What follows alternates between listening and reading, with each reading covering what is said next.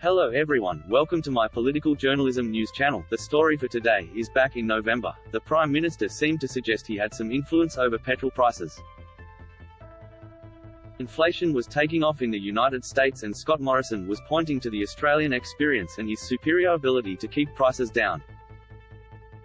I think it does highlight Australia's economic recovery has to be secured by people who have a track record in economic management, otherwise you will see petrol prices go up, you will see electricity prices go up, you will see interest rates go up more than they need to, he said.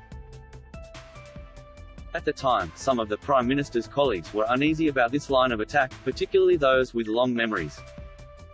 They recalled John Howard's famous 2004 election campaign pitch. The then Prime Minister gave a guarantee that interest rates are always going to be lower under a coalition government than under Labor. Howard won the election, but interest rates started climbing soon after, and each time they did, he was dogged with reminders of his guarantee. Rates ultimately rose 6 times over the following 3 years, including during the 2007 campaign. The coalition lost the election and Howard was defeated in his own seat, the cost of living pinch. When Morrison talked about his ability to manage prices in November, petrol was selling for $1.70 a litre. This week some motorists were paying more than $2.20. As the Prime Minister now rightly notes, this price spike is beyond his control. Australian governments, it turns out, can't stop global oil prices from climbing. Not when the world's second largest oil exporter is hit with unprecedented sanctions for waging a war in Ukraine. The problem for the government is the cost of living pinch isn't just being felt at the bowser.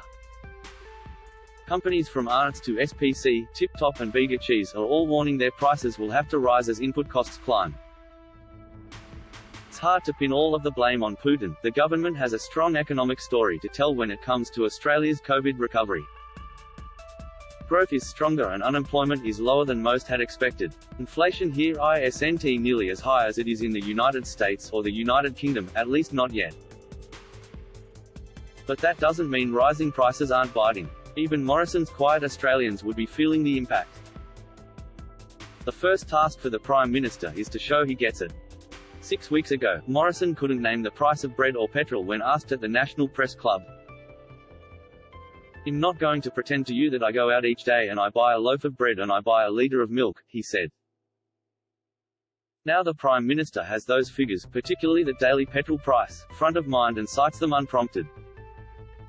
He empathises with those who do go out each day to buy the basics. "These pressures are real," he said, and hinted at help coming in the federal budget, now just 12 days away. "I can assure you, the Treasurer and I have been keenly focused on ensuring that we can address some of these immediate pressures when it comes to the cost of living that Australians are facing." Addressing immediate pressures suggests some sort of instant relief. Whether that's in the form of a fuel excise cut, other tax relief, or some other immediate handout has been the subject of much internal debate and external speculation. Frydenberg's conundrum, without joining the pre-budget guessing game, let's outline the conundrum facing the Treasurer. Josh Frydenberg is already facing the task of delivering a budget 6 weeks earlier than normal, against the backdrop of a war in Europe, global economic turbulence, horrific floods at home and the prospect of another COVID wave over winter. Now he has to walk the tightrope of delivering some sort of cost of living relief without fueling inflation further by pumping extra stimulus into the economy. Josh Frydenberg opens his mouth to speak. Treasurer Josh Frydenberg's 3 previous budgets have delivered the government a boost in news poll. AAP, Lucas Koch, the Treasurer will at least have an improving budget bottom line to show off, thanks to the sharper than expected fall in unemployment. There will still be plenty of red ink, but the deficit for 2022-23 won't be quite as bad as the $99 billion previously forecast. Frydenberg's 3 previous budgets have delivered the government a boost in news poll. The last 2 were only short-lived improvements, but the 2019 pre-election budget provided a platform for Morrison's miracle win. That budget was full of good news, including a back-in-black surplus promise, which was never achieved, and $158 billion in income tax cuts over the coming decade, some of which has already been delivered. A timely reminder, there's no scope for anything like this sort of pre-election bounty this time around. The government is also significantly further behind in the polls than it was in 2019. Frydenberg's degree of difficulty is much higher. It's hard to find a case for a cut in petrol tax.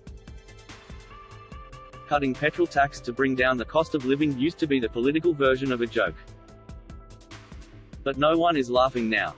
New Zealand has cut its fuel excise by 25 cents and there's talk about a similar move in the US. So should Australia follow suit? Labor says it's ready for an election fight over cost of living and, specifically, wages failing to keep up with rising prices.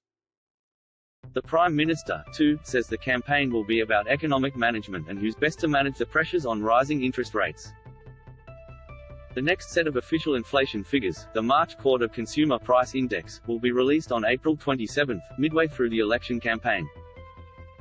They'll be distorted by the Putin petrol price spike, but will still provide a timely reminder amidst the heat of a campaign of the limits on what governments can, in fact, control.